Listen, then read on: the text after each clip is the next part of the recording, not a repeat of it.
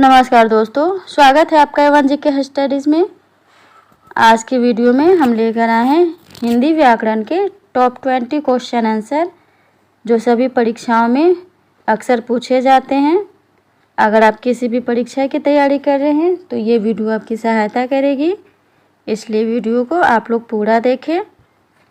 इनमें से जितने भी क्वेश्चन का आंसर जानते हैं प्लीज़ कमेंट बॉक्स में ज़रूर दीजिएगा, और चैनल पे नए हैं तो चैनल को भी सब्सक्राइब ज़रूर कर लीजिए।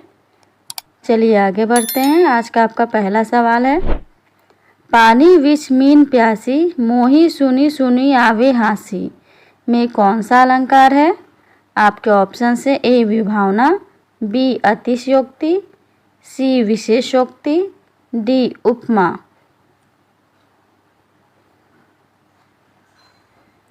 सही जवाब ऑप्शन सी विशेषोक्ति। विशेषोक्ति अलंकार में कारण के होते हुए भी कार्य नहीं होता है। यहाँ मछली पानी में है, कारण मौजूद है फिर भी वह प्यासी है, यानी कार्य नहीं हो रहा है। अगला सवाल, अवधि बोली किस अपभ्रंश से विकसित हुई है? आपके ऑप्शन से ए मागधी, बी अर्धमागधी, सी शौरसेनी, डी ब्राचर।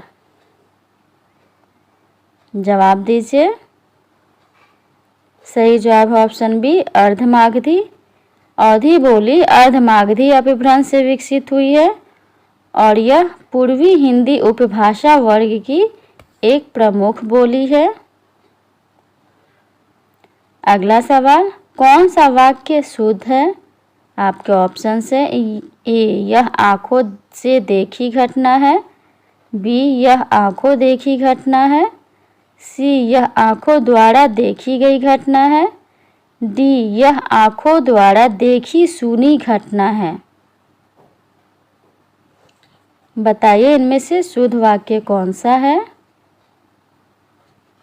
सही जवाब ऑप्शन बी यह आंखों देखी घटना है। अगला सवाल है, जिंदगी में कौन सा प्रत्यय है? आपके ऑप्शन से ए गी, बी ई, सी दगी, डी ईगी।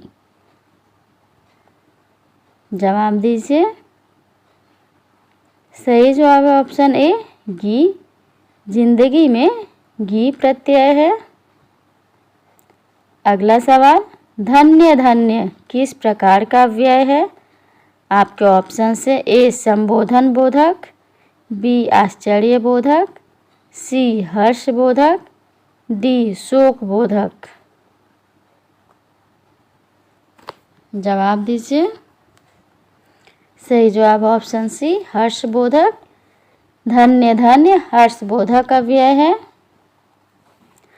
अगला सवाल, अपूर्ण भूतकाल का प्रयोग किस वाक्य में हुआ है? आपके ऑप्शन से ए महेश रोया, बी महेश रो रहा था, सी महेश सो गया था, डी महेश 1 घंटे से सो रहा था। बताइए किस वाक्य में अपूर्ण भूतकाल है? सही जवाब ऑप्शन बी महेश रो रहा था। महेश रो रहा था में अपूर्ण भूतकाल है। अगला सवाल, मच्छर भिन भिनाते हैं इस वाक्य में कौन सी क्रिया है? आपके ऑप्शन से ए प्रेरणार्थक, बी पूर्णकालिक, सी संयुक्त, डी नाम धातु। जवाब दीजिए। सही जवाब है ऑप्शन डी नाम धातु। नाम धातु क्रिया किसी संज्ञा, सर्वनाम या विशेषण से बनती हैं जिसमें प्रत्यय जैसे आ, ना, नाना जोड़कर क्रिया का रूप दिया जाता है। जैसे हाथ से हथियाना, बात से बतियाना। अगला सवाल है, इनमें से आवृत्तिवाचक विशेषण का उदाहरण कौन सा है? आपके ऑप्शन से ए 4, बी 2 2, सी दूसरा, डी चौगुना। बताइए। सही जवाब है ऑप्शन डी चौगुना। चौगुना आवृत्तिवाचक विशेषण का उदाहरण है। अगला सवाल, कर्म कारक के लिए प्रयुक्त होने वाला चिन्ह है। आपके ऑप्शन से ए ने, बी के लिए, सी से, डी को। सही जवाब ऑप्शन डी को। कर्म कारक का विभक्ति चिन्ह को है। अगला सवाल, निम्नलिखित शब्दों में से कौन सा शब्द एक वचन नहीं है। आपके ऑप्शन से ए व्यथा, बी सत्य, सी दर्शन, डी वर्ष।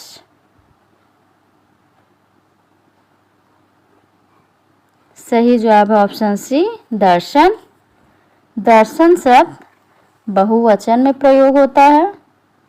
अगला सवाल, निम्नलिखित में पुल्लिंग शब्द कौन सा है। आपके ऑप्शन से ए मजा, बी सजा, सी कजा, डी रजा।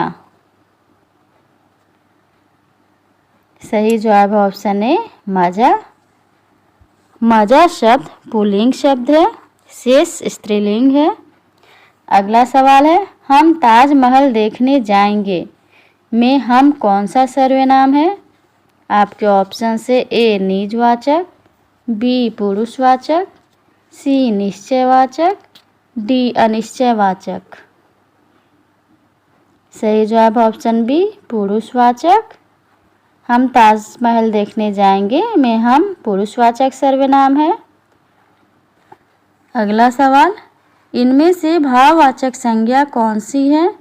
आपके ऑप्शन से ए चरित्रता, बी सच्चरित्र, सी चरित्र, डी सत्चरित्र। सही जवाब है ऑप्शन ए चरित्रता। चरित्रता भाववाचक संज्ञा है। अगला सवाल, किस क्रमांक में सघोष व्यंजन है। आपके ऑप्शन से ए क ख, बी त थ, सी य र, डी प फ। सही जवाब ऑप्शन सी य र। सघोष व्यंजन ऐसे व्यंजन होते हैं जिनके उच्चारण में कंपन होता है। प्रत्येक वर्ग का तीसरा, चौथा और पांचवा व्यंजन सघोष होता है। इसके अलावा सभी अंतस्थ व्यंजन य र ल व और ह भी सघोष व्यंजन हैं।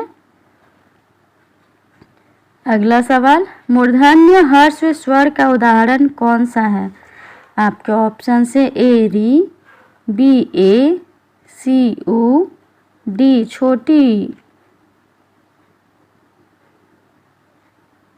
सही जवाब है ऑप्शन ए री। री एकमात्र मूर्धन्य ह्रस्व स्वर का उदाहरण है। अगला सवाल, कल्पांत शब्द में कौन सी संधि है। आपके ऑप्शन से ए गुण, बी यण, सी दीर्घ, डी व्यंजन। सही जवाब है ऑप्शन सी दीर्घ। कल्पांत में दीर्घ स्वर संधि है। अगला सवाल, हर रोज में कौन सा समास है। हर रोज में कौन सा समास है। आपके ऑप्शन से ए अव्ययी भाव, बी तत्पुरुष, सी द्वंद्व, डी बहुव्रीहि। सही जवाब ऑप्शन ए अव्ययी भाव। हर रोज का पहला पद हर अव्यय है। अगला सवाल, पन्ही शब्द का तत्सम रूप क्या है। आपके ऑप्शन से ए तांबुल, बी पर्ण, सी पर्णहि, डी उपानह। जवाब दीजिए। सही जवाब ऑप्शन डी उपानह। पन्ही शब्द का तत्सम रूप उपानह है। अगला सवाल, परलोक का विलोम शब्द क्या है। परलोक का विलोम शब्द क्या है। आपके ऑप्शन से ए स्वर्गलोक, बी इहलोक, सी इंद्रलोक, डी चंद्रलोक। सही जवाब ऑप्शन बी इहलोक। परलोक का विलोम शब्द इहलोक है। अगला सवाल है, रास्ते में खाए जाने वाली भोज्य सामग्री के लिए एक शब्द है। आपके ऑप्शन से ए पथ आहार, बी पाथे, सी अल्पाहार, डी नाश्ता। सही जवाब है ऑप्शन बी पाथे। रास्ते में खाए जाने वाली भोज सामग्री को पाथे या पाथ्य कहा जाता है। आज के लिए इतना ही। अगर वीडियो अच्छा लगा हो तो वीडियो को लाइक और शेयर ज़रूर कर दीजिए, और चैनल पे नए हैं तो चैनल को भी सब्सक्राइब करना ना भूलिए। धन्यवाद।